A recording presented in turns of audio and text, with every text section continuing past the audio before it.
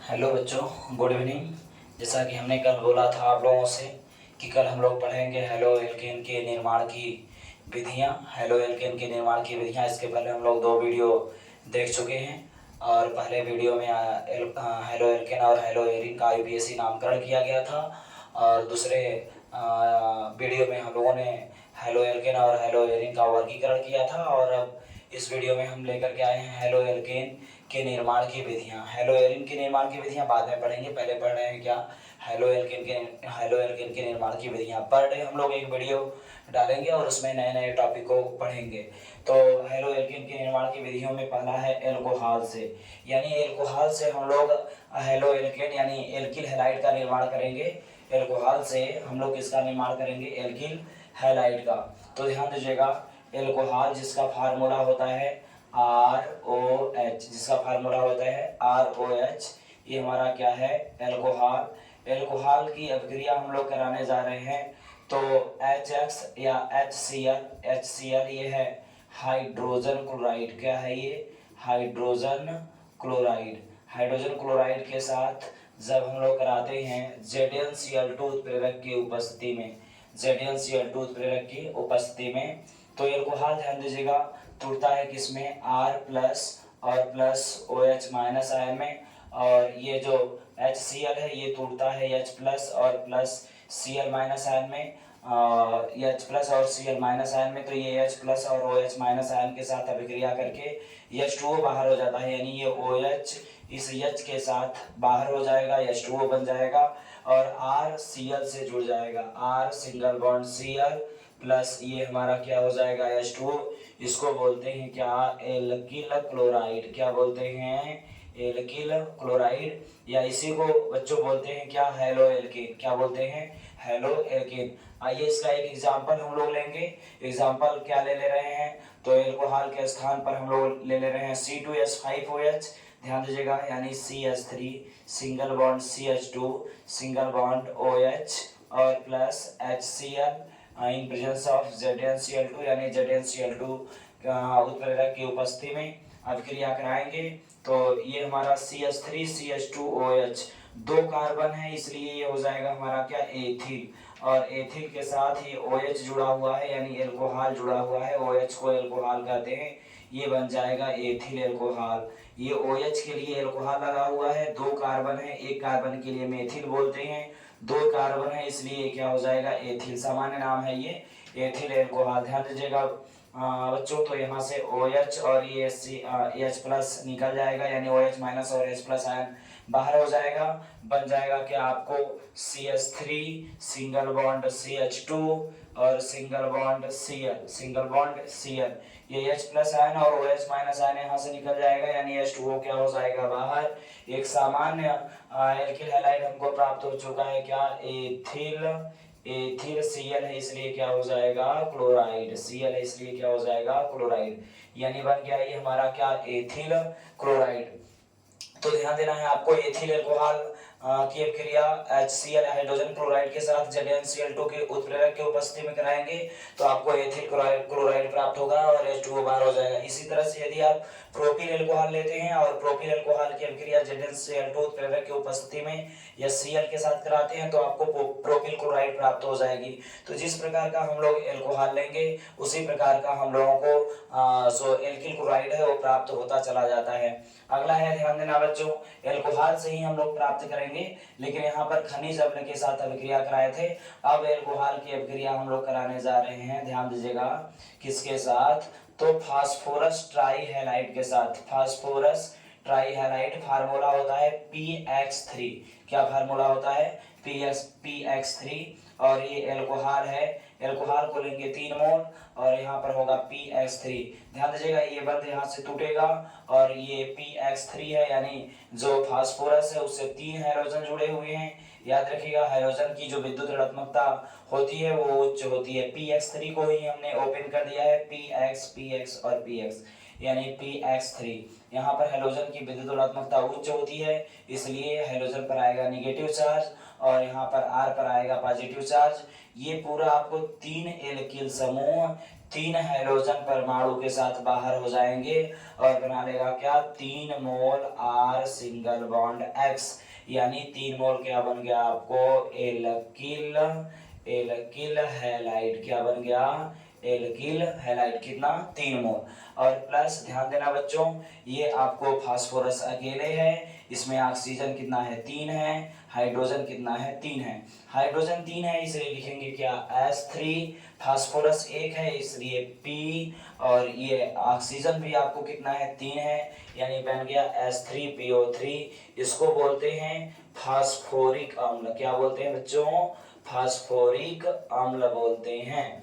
हमारा main product क्या था? एल्किल हैलाइड बन चुका है, यानी हम लोगों ने एल्कोहल या एल्कोहल की अभिक्रिया करा रखी है किसके साथ? तो फास्फोरस ट्राईहैलाइड के साथ। तो फास्फोरस ट्राईहैलाइड के साथ अभिक्रिया कराते हैं तो क्या प्राप्त होता है हमको? Alkyl halide. क्या प्राप्त होता है? Alkyl halide. ध्यान देना बच्चों, इस तरह से हम लोग चाहें तो एल्कोहल के स्थान पर कोई दूसरा इसका ले सकते हैं फार्मूलाज, जैसे क्या CH3 single bond CH2 single bond OH 3 मोल लेंगे इसको, और यहाँ पर PX3 के स्थान पर ले लेंगे क्या PCl3। क्या ले लेंगे? PCl3 phosphorus trichloride. क्या होगा? Phosphorus trichloride. तो यहाँ से ये पूरा CH3 CH2 यहीं से बंध टूटेगा।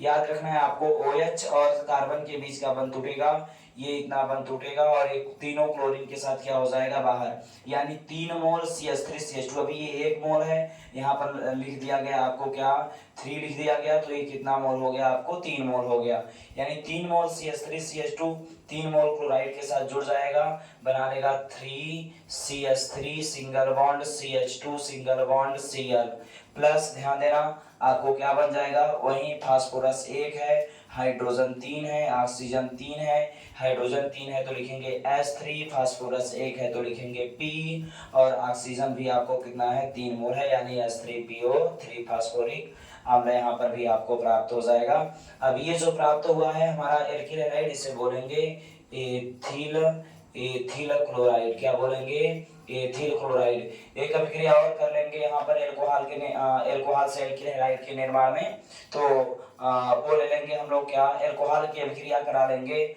थायोनिल क्लोराइड के साथ। किसके साथ? Thionyl chloride. एल्कोहल फार्मूला होगा ROH, इसकी अभिक्रिया कराने जा रहे हैं थायोनिल क्लोराइड, फार्मूला होता है SOCl2। क्या होता है? SO2Cl2 फार्मूला होगा, सॉरी SOCl2। ये हमारा क्या है? Thionyl chloride. थायोनिल क्लोराइड, ये आपको SOCl2 थायोनिल क्लोराइड है। ध्यान दीजिएगा, ये हमारा क्या है? एल्कोहल है। एल्कोहल की अभिक्रिया हम लोग कराने जा रहे हैं थायोनिल क्लोराइड के साथ। ध्यान देना बच्चों, इसमें 2 क्लोरीन है, पहले वो 1 हाइड्रोजन के साथ बाहर होगा, बनाएगा क्या? HCl। 1 क्लोरीन, इसमें 2 क्लोरीन है, वो 1 हाइड्रोजन के साथ क्रिया करके बनाएगा HCl। और ध्यान देना, ये आपको 1 R के साथ 1 क्लोरीन क्रिया करेगा और बनाएगा क्या? RCl। इस तरह से 2 क्लोरीन थे, 1 हाइड्रोजन के साथ अभिक्रिया करके बनाया HCl, और 1 क्लोरीन बचा, वो R के साथ क्रिया करके बना लिया RCl। बचा हुआ है यहाँ से हमारा SO, और यहाँ से बचा हुआ है ऑक्सीजन। फिर से ध्यान दीजिएगा, 1 क्लोरीन 1 हाइड्रोजन के साथ क्रिया करके बना लिया HCl, बचा हुआ है 1 क्लोरीन, वो 1 क्लोरीन 1 एल्किल समूह के साथ अभिक्रिया करके बना लिया एल्किल क्लोराइड। बचा है यहाँ से SO और 1 ऑक्सीजन ना, ये बना लेगा SO, और जब 1 ऑक्सीजन जुड़ेगा तो बन जाएगा SO2 सल्फर डाइऑक्साइड। ध्यान दीजिएगा, इस तरह से एल्कोहल की अभिक्रिया थायोनिल क्लोराइड के साथ कराने पर प्राप्त होता है आपको क्या? Alkyl chloride. क्या प्राप्त होता है?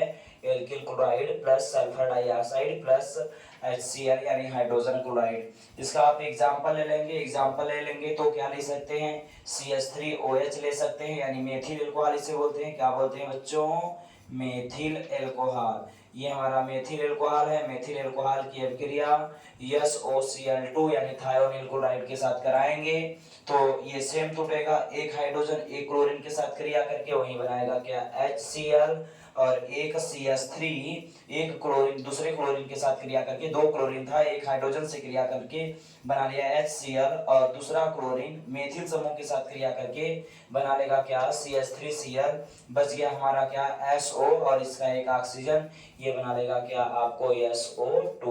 तो यहाँ पर अब हमारा मुख्य प्रोडक्ट बन गया है क्या मेथिल क्लोराइड, क्या बन गया बच्चों मेथिल क्लोराइड। तो ये एल्कोहल से हम लोग एल्कोहल की अभिक्रिया हम लोग हाइड्रोजन क्लोराइड के साथ करा रहे हैं तो भी हमारा एल्किल क्लोराइड बन जा रहा है।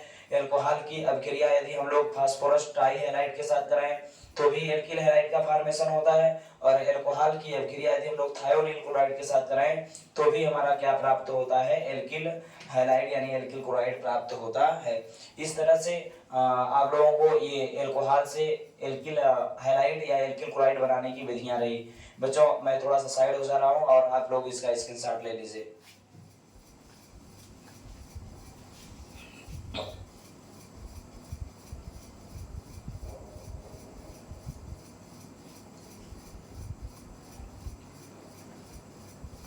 आप लोग स्क्रीनशॉट ले चुके होंगे, ध्यान दीजिएगा। इसके बाद हम लोग अन्य विधियों के द्वारा हेलो एल्केन या एल्किल हैलाइड का क्या करेंगे निर्माण करेंगे। अन्य विधि में आपको सबसे पहले लेते हैं एल्कीन से, किसके लेते हैं किसके साथ कराते हैं अभिक्रिया तो एल्कीन से। चलिए आइए देखते हैं एल्कीनो से। अगली विधि है किससे एल्कीनोस से, यानी अब हम लोग बनाने जा रहे हैं क्या हेलो एल्केन यानी एल्किल हैलाइड, लेकिन किसके साथ किससे बनाएंगे तो एल्कीनो से। फार्मूला होता है बच्चों क्या CH2 डबल बॉन्ड CH2, ये एल्कीन का फार्मूला होता है। इसकी अभिक्रिया हम लोग कराएंगे HX यानी खनिज अम्ल के साथ। ये हमारा क्या है खनिज अम्ल, HX को कहते हैं खनिज अम्ल, और ये हमारा क्या है एथीन, क्या है बच्चों एथीन है। एथीन की अभिक्रिया यदि खनिज अम्ल के साथ कराई जाएगी तो बनता है एल्किल हैलाइड। अब देखना ये है कि ये जो कार्बन कार्बन के बीच में डबल बॉन्ड है, इसमें एक सिग्मा बंध होता है और एक पाई बंध होता है। पाई बंध सदैव क्या होता है कमजोर होता है, जब खनिज अम्ल के साथ अभिक्रिया कराएंगे तो ये पाई बंध टूटेगा और ये हाइड्रोजन के बीच का ये सिग्मा बंध टूटेगा। एक कार्बन पर जाकर के हाइड्रोजन जुड़ जाएगा, एक कार्बन पर जाकर के हाइड्रोजन जुड़ जाएगा और दूसरे कार्बन पर हाइड्रोजन जुड़ जाएगा। तो पहले कार्बन पर यदि हम लोग हाइड्रोजन को जोड़ें तो ये बना लेगा क्या CH3, CH2 था एक हाइड्रोजन को जोड़ेंगे बन जाएगा CH3 सिंगल बॉन्ड, ये CH2 है इसके साथ हाइड्रोजन को जोड़ देंगे यानी बन जाएगा CH2X। तो ये बन गया हमारा क्या एथिल हैलाइड, क्या बन गया एथिल हैलाइड। ध्यान देना बच्चों ये बन गया एथिल हैलाइड। तो एथीन की अभिक्रिया खनिज अम्ल के साथ कराया गया तो एथिल हैलाइड बन गया। अब इसका एक एग्जांपल ले लें, क्या ले लो example CH2 double bond CH2 यानी एथीन ही ले रहे हैं, लेकिन खनिज अम्ल जहां पर HX लिया गया था वहां पर आपको लेना पड़ेगा क्या HCl यानी हाइड्रोजन क्लोराइड। एथीन की अभिक्रिया हम लोग कराने जा रहे हैं किसके साथ तो हाइड्रोजन क्लोराइड के साथ। फिर से वही प्रोसेस होगा, पाई बंध कमजोर होता है वो टूटेगा, एक हाइड्रोजन एक कार्बन पर का पहले कार्बन पर जुड़ जाएगा और क्लोरीन दूसरे कार्बन पर जुड़ जाएगा। इस तरह से क्या बन जाएगा बच्चों CH3, CH2 था एक हाइड्रोजन को जोड़ेंगे तो CH3 बन जाएगा। सिंगल बॉन्ड ये हमारा क्या है CH2, सिंगल बॉन्ड ये हमारा क्या है CH2 के साथ क्या जुड़ जाएगा Cl। इस तरह से ये आपको बन गया क्या एथिल क्लोराइड, क्या बन गया बच्चों एथिल क्लोराइड। हेलो एल्केन में बना हुआ है क्या एथिल क्लोराइड। ध्यान देना यहाँ पर कुछ ऐसे भी एल्कीनें होती हैं जिससे दो प्रकार के एल्किल हैलाइड का निर्माण किया जा सकता है। तो वहां पर कौन सबसे ज्यादा स्टेबल प्रोडक्ट होगा वो आपको मैं दिखाता हूं। जैसे एक ले लेता हूं क्या असम्मित प्रोटीन,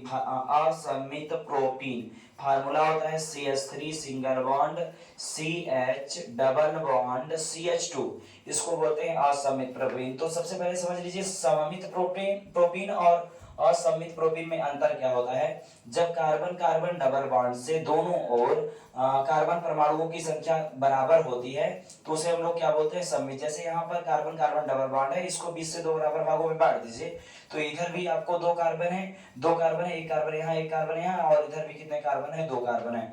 तो इस प्रकार के एल्कीन को हम लोग क्या कहेंगे, सममित प्रोपीन कहेंगे, सममित प्रोपीन कहेंगे, सममित प्रोपीन कहेंगे, याद रखिएगा, या एल्कीन कहेंगे, ठीक ना, क्या कहेंगे, एल्कीन कहेंगे, क्योंकि इसमें हम एल्कीन मान रहे हैं इसको, तो कार्बन कार्बन डबल बॉन्ड से जुड़े दोनों ओर कार्बन परमाणुओं की संख्या बराबर है, इसलिए क्या हो जाएगा, सममित प्रोपीन। लेकिन बच्चों यहाँ पर यदि देखा जाए आपको, तो कार्बन कार्बन डबल बॉन्ड से इधर एक ही कार्बन है हमारा, और इधर कितना कार्बन है, 2 कार्बन है, इसलिए ये हमारा क्या हो जाएगा, असममित प्रोपीन। तो यहाँ पर जब हम लोग HX यानी हाइड्रोजन हैलाइड का योग करेंगे तो ये 2 रीतियों से हमको क्या देता है, एल्किल हैलाइड देता है, 2 रीतियों से, यानी 2 प्रकार से एल्किल हैलाइड देता है। हम लोग हाइड्रोजन को कार्बन नंबर 1 पे भी जोड़ सकते हैं और हाइड्रोजन को कार्बन नंबर 2 पर भी जोड़ सकते हैं, लेकिन यहाँ पर जोड़ना किस नियम के अनुसार है, तो मार्कोनिकाव नियम के अनुसार जोड़ना होता है। जब असममित प्रोटीन होता है तो वहां पर हाइड्रोजन का योग सदैव मार्कोनिकाव नियम के अनुसार होता है। मार्कोनिकाव का नियम क्या है, मार्कोनिकाव साहब ने बताया कि असममित एल्कीनों में हाइड्रोजन का योग कार्बन कार्बन डबल बॉन्ड के उस कार्बन पर होता है जहां पर हाइड्रोजन की संख्या अधिकतम हो, तो कार्बन कार्बन डबल बॉन्ड से जुड़े उस कार्बन पर होगा हाइड्रोजन का योग जहां पर हाइड्रोजन की संख्या अधिकतम हो। तो ये जो हाइड्रोजन है वो कार्बन नंबर 1 पर जुड़ेगा, क्योंकि यहाँ पर कार्बन कार्बन डबल बॉन्ड से जुड़े कार्बन नंबर 1 पर 2 हाइड्रोजन है और यहाँ पर एक ही हाइड्रोजन है, कार्बन नंबर 2 पर एक ही हाइड्रोजन है और कार्बन नंबर 2 पर 2 हाइड्रोजन है। तो हाइड्रोजन का योग वहां पर होता है जहां पर हाइड्रोजन की संख्या अधिकतम होती है, इसलिए ये मार्कोनिकाव के नियम के अनुसार जुड़ेगा। ध्यान दीजिएगा, मार्कोनिकाव के नियम के अनुसार जुड़ेगा तो हाइड्रोजन कार्बन नंबर 1 पर जुड़ जाएगा और हाइड्रोजन कार्बन नंबर 2 पर जुड़ जाएगा। तो प्रोडक्ट क्या बनेगा, जरा सा ध्यान दीजिएगा, ये पाई बंध आपका ब्रेक कर जाएगा, टूट जाएगा, तो प्रोडक्ट बन जाएगा CH3 सिंगल बॉन्ड CH, ध्यान दीजिएगा सिंगल बॉन्ड, ये CH2 है, जब इस पर हाइड्रोजन को जोड़ेंगे तो ये हो जाएगा CH3, ये CH है, इस पर हाइड्रोजन को जोड़ देंगे तो ये क्या हो जाएगा X, यानी ये बन गया क्या, 2 हेलो प्रोपेन। क्यों प्रोपेन होगा, क्योंकि इसमें कार्बन की संख्या कितनी है, 3, 1 2 3, कार्बन नंबर 2 पर हमारा हाइड्रोजन समूह जुड़ा है, इसलिए ये हो गया 2 हेलो प्रोपेन। ध्यान दीजिएगा, ये जो उत्पाद प्राप्त हो रहा है, इस उत्पाद को हम लोग मेजर प्रोडक्ट कहते हैं। ये कितना मिलता है हमको, 80% मिलता है। यदि आप 100 बार ये अभिक्रिया कराएं तो 80 बार ये अभिक्रिया मिलेगी ना भैया, मार्कोनिकाव नियम के अनुसार। लेकिन जो 20 बार होता है, 100 में 20 बार, कभी कभी ऐसा भी हो जाता है कि ये हाइड्रोजन आपको कहाँ जुड़ता है, कार्बन नंबर 2 पर, और हाइड्रोजन कहाँ जुड़ता है, कार्बन नंबर 1 पर। कभी कभी ऐसा होता है, हमेशा नहीं होता। तो ध्यान दीजिएगा, जब कार्बन नंबर 2 पर हाइड्रोजन जुड़ेगा तो क्या प्रोडक्ट हो जाएगा, CH3 सिंगल बॉन्ड CH है, जब हाइड्रोजन को जोड़ेंगे तो CH2 हो जाएगा, सिंगल बॉन्ड CH2X हो जाएगा। लेकिन ये जो प्रोडक्ट हमको प्राप्त हो रहा है, ध्यान दीजिएगा, ये जो प्रोडक्ट प्राप्त हो रहा है वो 100 बार अभिक्रिया कराएंगे, 100 बार अभिक्रिया कराएंगे तो केवल 20% ये प्राप्त होती है, यानी 20 बार प्राप्त होती है, तो ये कितना हो जाएगा, 20%। इसका नाम यदि देखा जाए तो क्या हो जाएगा, ये हाइड्रोजन परमाणु कार्बन नंबर 1 पर जुड़ा हुआ है, टोटल कार्बन परमाणुओं की संख्या 3 है, इसलिए प्रो, सिंगल बॉन्ड के लिए एन बन गया प्रोपेन का, प्रोपेन में कार्बन नंबर 1 पर हाइड्रोजन परमाणु जुड़ा हुआ है, इसलिए ये हो जाएगा हेलो प्रोपेन। क्या हो जाएगा बच्चों, हेलो प्रोपेन, क्या हो जाएगा, हेलो प्रोपेन। तो इस प्रकार से हम लोग यदि देखें तो यहाँ पर खनिज अम्ल का यदि हम लोग योग करते हैं किसमें, प्रोपीन में, यानी असममित एल्कीन में। प्रोपीन है 1 2 3 3 कार्बन है, प्रोप डबल बॉन्ड है इन प्रोपीन। प्रोपीन में यदि हम लोग हाइड्रोजन हैलाइड को जोड़ें तो दो प्रोडक्ट मिलेगा, जिसमें से मार्कोनिकाव नियम वाला प्रोडक्ट ज्यादा स्टेबल होगा, ज्यादा स्थायी होगा, और ये प्राप्त होता है 80%। ध्यान दीजिएगा, यानी तब हाइड्रोजन का योग कार्बन कार्बन डबल बॉन्ड के उस कार्बन पर होगा जहां पर हाइड्रोजन की संख्या अधिकतम होती है ना। तो आपको 80% वाला जो प्रोडक्ट होगा इसी प्रोडक्ट को आपको बनाना होता है ना बच्चों। इस तरह से आप और भी एग्जांपल्स इसके देख सकते हैं, जैसे मैंने ले लिया CH3 single bond CH2 single bond CH double bond CH2 और प्लस HCl, क्या HCl। अब हम लोग मार्कोनिक नियम के अनुसार केवल यहाँ पर एक ही प्रोडक्ट बनाने वाले हैं जो स्टेबल होगा, जो क्या होगा, स्टेबल होगा। तो ध्यान दीजिएगा, यहाँ पर हाइड्रोजन का योग कहाँ होगा, कार्बन कार्बन डबल बॉन्ड के उस कार्बन पर जहां पर हाइड्रोजन की संख्या अधिकतम होगी। तो कार्बन कार्बन डबल बॉन्ड से जुड़े इस कार्बन नंबर 1 पर हाइड्रोजन की संख्या अधिकतम है, इसलिए हाइड्रोजन यहीं पर जुड़ेगा। तो क्लोरीन कहाँ जुड़ेगा, कार्बन नंबर 2 पर। यहाँ पर हम लोग एक ही उत्पाद बनाने वाले हैं, मुख्य उत्पाद अकॉर्डिंग टू मार्कोनिक नियम ना भैया। तो क्या हो जाएगा ये हमारा CH3 single bond CH2 single bond CH से क्या जुड़ जाएगा, क्लोरीन जुड़ जाएगा, सिंगल बॉन्ड ये पाई बंद टूट जाएगा, और क्या बच जाएगा ये हमारा CH2 से S जुड़ जाएगा, तो क्या हो जाएगा ये CH3। तो इस तरह से ये बन गया हमारा क्या, 2 क्लोरोब्यूटेन। क्या बन गया बच्चों, 2 क्लोरोब्यूटेन। ब्यूटेन क्यों, क्योंकि 1 2 3 4 4 कार्बन है, 4 कार्बन है इसलिए ब्यूट, सिंगल बॉन्ड के लिए एन ब्यूटेन। ब्यूटेन में कार्बन नंबर 2 पर क्लोरो लगा हुआ है, इसलिए 2 क्लोरो ब्यूटेन। ध्यान दीजिएगा, ये कभी कभी ऐसा भी होता है कि जो असममित एल्कीनें होती हैं उनमें हाइड्रोजन हैलाइड का योग एंटी मार्कोनिकाव नियम के अनुसार भी होता है, लेकिन मैं बताऊंगा। फिलहाल आइए इसका नाम देख लीजिएगा, जो ये हम लोगों ने एल्कीन लिया है उसका नाम क्या हो जाएगा। इसमें कार्बन की संख्या 1 2 3 4 4 कार्बन है, 4 कार्बन के लिए हम लोग ब्यूट का यूज करते हैं, यानी ब्यूट हो जाएगा। और डबल बॉन्ड है, डबल बॉन्ड के लिए ईन का उपयोग करते हैं, तो क्या हो जाएगा ब्यूटीन। क्या हो जाएगा ब्यूटीन, 4 कार्बन के लिए ब्यूट और डबल बॉन्ड के लिए इन, यानी क्या हो गया ब्यूटीन। ब्यूटीन का जब हम ब्यूटीन का क्रिया जब हम लोग हाइड्रोजन क्लोराइड के साथ कराए हैं तो प्राप्त हुआ है क्या, 2 क्लोरो ब्यूटीन। इसमें हम आपको एक अभिक्रिया और बताएंगे जो कि मोस्ट इंपॉर्टेंट होगा, उसको हम इधर देख लेते हैं, साइड में देख लेते हैं वो अभिक्रिया क्या होगी। मतलब ये मार्कोनिक नियम के अनुसार जुड़ा हुआ है। कौन से नियम के अनुसार, यहाँ पर लिख दे रहा हूं बच्चों, मार्कोनिकाव नियम के अनुसार। मैंने बताया इस नियम के अनुसार, मार्कोनिकाव नियम के अनुसार हाइड्रोजन का योग कार्बन कार्बन डबल बॉन्ड के उस कार्बन पर होता है जहां पर हाइड्रोजन की संख्या अधिकतम होती है। इसको मैंने रिपीट कर दिया है और आप लोग इसको लिख भी सकते हैं आप बैठ करके पेन और कापी से पर, ठीक ना।